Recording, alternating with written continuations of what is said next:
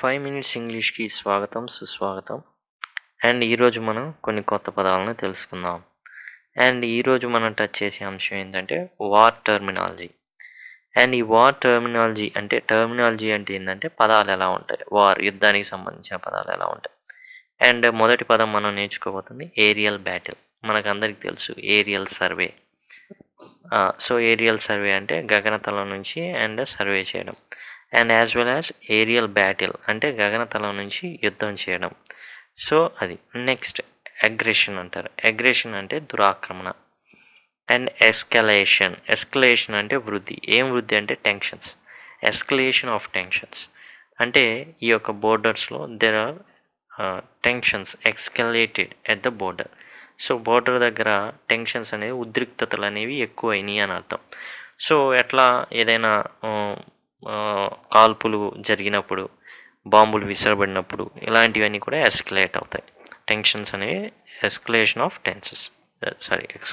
Of tensions. Retaliation అంటే ప్రతిదాడి, అంటే revenge అనమాట.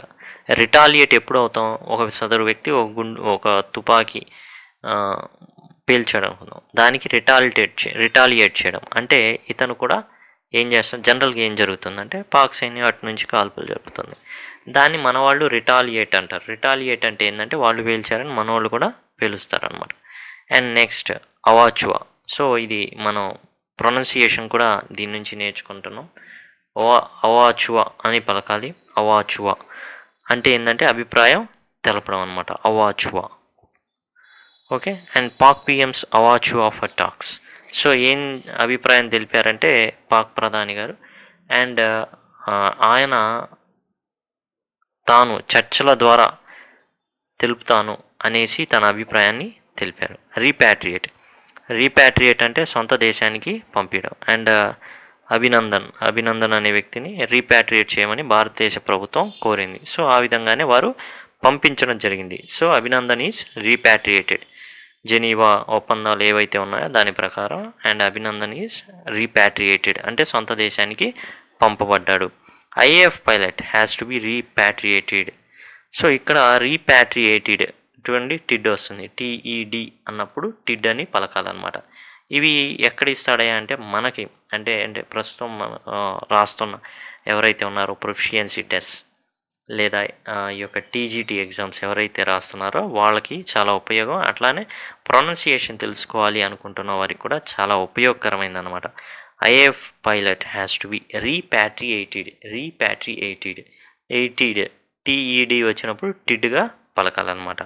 అండ్ నెక్స్ట్ షెల్ మోటార్స్ అంటే బాంబులను విసిరే ఆయుధాలు అనమాట. మోటార్స్ అంటే ఆయుధాలు.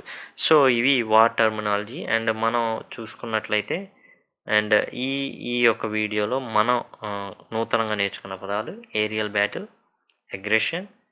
ఏరియల్ బ్యాటిల్ అంటే గగనతల యుద్ధం. ఏరియల్ సర్వే అని కూడా ఉంది, అంటే గగనతలం నుంచి సర్వే చేయడం. అండ్ ఎస్కలేషన్ అంటే వృద్ధి.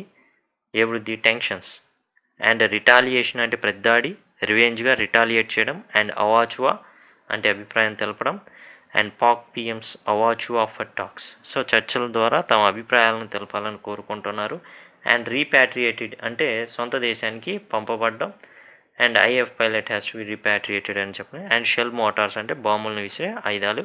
ఇవి వార్కి సంబంధించిన టర్మినాలజీ. అండ్ మీరు కొన్ని కొత్త పదాలను నేర్చుకున్నారని నేను భావిస్తున్నాను. అండ్ ఈ నూతన ప్రయత్నాన్ని కనుక మీరు లాభపడుతున్నట్టయితే అండ్ దయచేసి మీరు లైక్ చేయాలని కోరుకుంటున్నాను. అండ్ థ్యాంక్స్ ఎలా. అండ్ మీ స్నేహితులతో అండ్ ఈ వీడియోని పంచుకోవాలని కోరుకుంటున్నాను. Thank you.